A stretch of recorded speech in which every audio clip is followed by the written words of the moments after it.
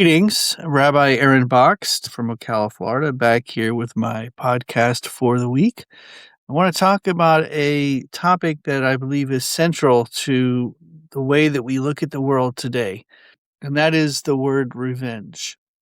When we are wronged by people, and how we define being wronged by people can be obviously it's a very nuanced word, and it can be described in many different ways. So let's just say, for the sake of this podcast, being wronged by someone means someone has harmed you in some way, physically, mentally, verbally, spiritually, in any way happens. There's really not many choices as far as how you can respond. One response, which is often the one that is most people go to, is to respond in kind, perhaps for revenge. Somebody calls you a name, you turn around and call them a name. Somebody hurts you physically, you want to turn around and hurt them physically. And there's evidence of that, obviously, in religion. I mean, people take the line eye for an eye, tooth for a tooth, and they take it out to literally mean vengeful justice. So there is that response. Another response is to ignore it. Now, this is probably the most difficult response because it's very normal to respond when somebody hurts you. So to ignore it and not respond is almost counterintuitive to the way that we live our lives. That's what makes it so hard. And yet it is probably, if not the best choice of response, certainly in the top two. I think, however, the most important or the best response when somebody harms you is to take a moment and think about why you're being harmed, why that person has acted. I would venture to guess that most of the time has nothing to do with you, has everything to do with the other person.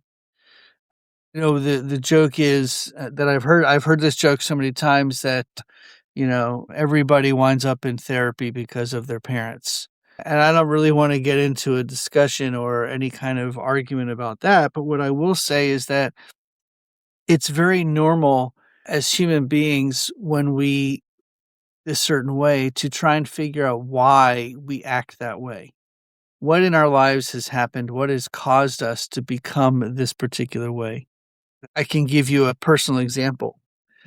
If I come into work and I've not gotten a lot of sleep the night before, maybe I haven't had my cup of coffee yet, maybe, something upset me on my way in, I'm probably not going to be in the greatest of moods when I come into work.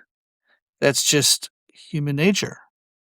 And so if I were to, say something not necessarily nasty, but say something that I wouldn't have normally said to somebody in passing, or maybe even as a joke, or maybe not as a joke, I would want to think about why. I would hope that that person would consider the fact that it wasn't personal to them. It wasn't intentionally to be slight against them, but that's normal to feel that way.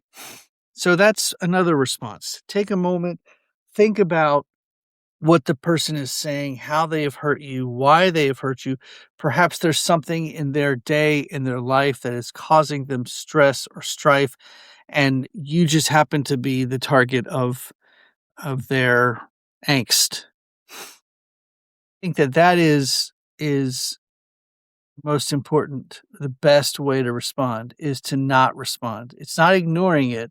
It's not responding in the moment, but it's taking the time to think about where they are and how their mind is working in that moment. And perhaps more likely than not, returning to that person later, not in the heat of the moment, and sitting down with them and trying to figure out what's going on with them. There was a Super Bowl commercial that came on, and I can't for the life of me remember the exact circumstances of the commercial, but basically the crux of the commercial was The 2 most important words are or 3 most important words are you okay? What's up? How's it going?" Checking in with people to see where they are, because sometimes that's all a person needs to be pulled out of a negative situation or a negative moment that they're in is just for to have someone care about them. So I wanna think about that. So you can respond in anger or in revenge. You can ignore it, or you can not act in the moment, but take some time to think and reflect upon what happened, and then perhaps approach that person later on by simply asking them, "Hey, what's going on? How are things?" And I'm not suggesting, and certainly not, that you should go to that person and say, "Hey, you hurt my feelings this morning, blah blah." No, because that's sort of acting in revenge, almost acting in kind. Let it go. Let whatever angst you have in that moment, let it go. And when you approach them later, simply ask the question, "Is everything okay? What's going on? How are you doing? I've noticed perhaps that you seem a little bit frustrated or you seem a little bit angry. What's going on? Let's talk about it." Maybe they won't respond. Maybe they'll tell you to mind your own business and go away. And that's perhaps because they haven't been able to move past whatever moment that they're in. But that's okay too. We wind up taking things so personally that we forget or we lock out our ability to see humanity in the other. I preach, I teach the idea of "Ve'ahavta l'reacha kamocha," which of course comes from the Hebrew Bible, to love your neighbor as yourself. And I use that as a jumping off point, sort of like a diving board into life, that everything comes from that. I don't wanna quote Hillel, who stood on one foot and said, "That's the whole Bible, go and learn." Yeah, I'm not trying to say that, but what I'm trying to say is that if we can see humanity in every single person, opening up our eyes, if we can look at the other and say outwardly inside ourselves, lead ourselves to act in this way, if we can say, "Wow, there's a human being. I don't understand what's going on in their life, but you know what? They deserve the same respect and love that I would want for myself." If we can do that, imagine how different the world would be. And a number of years ago, Dylan Roof went into a black church in South Carolina and shot up a bunch of people, killed a bunch of people. And time much later, when he was in trial, going up for trial for his breaking of the law and his murders, one of the family members of one of the deceased, one of the murdered, said, "I forgive you." Imagine how hard it was for her to say, "I forgive you." Now, there had been quite some time that had gone by from when it happened to that point, and I don't know if that person would have been able to say at that point, at that moment, "I forgive you," but she did. She looked over and she saw a human being who made mistakes, who made grave mistakes for sure, and is being punished for it. But she did not allow his problems in life to occupy space in her life.